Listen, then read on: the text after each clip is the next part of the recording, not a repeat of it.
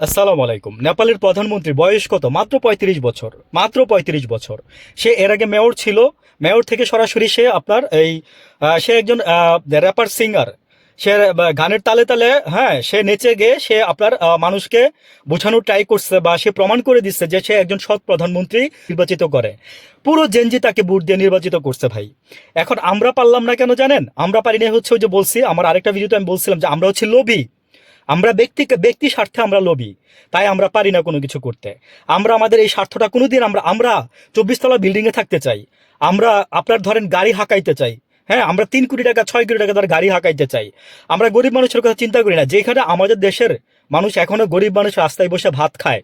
একটা গরিব লোক যেখানে মোহাম্মদপুরে সেদিন আপনার এই যে ম্যাজিস্ট্রেট উঠাইতে গিয়ে পারে নাই। হ্যাঁ, এক্সাম্পলগুলো আমি দিচ্ছি।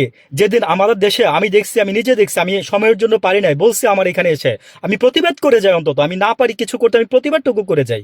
আমি পারি নাই বিকজ রাস্তার মধ্যে মহিলার সাথে 3টা কুকুর বসা, যে আমি কেন ওই মহিলাটার ছবি বানিব? পারি নাই, কারণ ট্রাফিক জ্যাম ছিল, আমি গাড়ি রাখতে পারি নাই। এনিওয়ে, আমার বলার উদ্দেশ্য হচ্ছে যে আমরা কেন পারলাম না? আমরা পারলাম না, আমরা হচ্ছে লোভী। আমরা আমাদের লোভ সামলাইতে পারি না। আমরা 6 মাসের জন্য যাই, 1.5 বছরের জন্য যাই, 2 বছরের জন্য যাই, আর 5 বছরের জন্য যাই। এই যে নেপালে আমরা আমরা চুরি করবই, আমরা চুরি করবই। আরো সময় থাকলে আরো চুরি করতাম। এই যে অন্তর্বর্তীকালীন সরকারের যে প্যানেলটা, এখান থেকে কেউ আগে পদত্যাগ করছে, কেউ তো পদত্যাগ করতেই চায় না। একদম মনে করেন যে লাগায় লাগায় এসব পদত্যাগ করে 4-5 দিন আগে। তো এগুলো বললাম না যে আমাদের লোভ, আমাদেরকে লোভ পেয়ে বসছে। আমরা ব্যক্তি স্বার্থে আমরা লোভী হয়ে গেছি। দ্যাটস ওয়াই আমরা এই দেশে ভালো কিছু কখনো কোনদিন করতে পারবো না।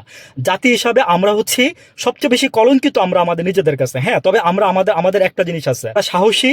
হ্যাঁ, আর আমরা হচ্ছে অন্যায় এবং বেইমানি কখনো মেনে নেই না।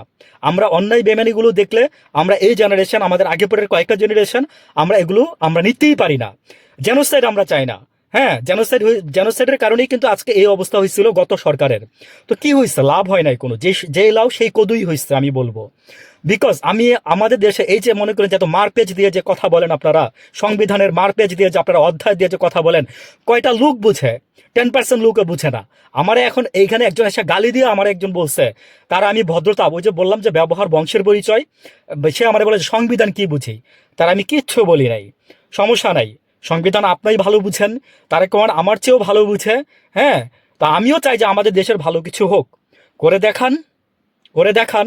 আনাইলে সেই সময় আসতে বেশি দিন দেরি নাই, যেই সময় আপনারা পেয়েও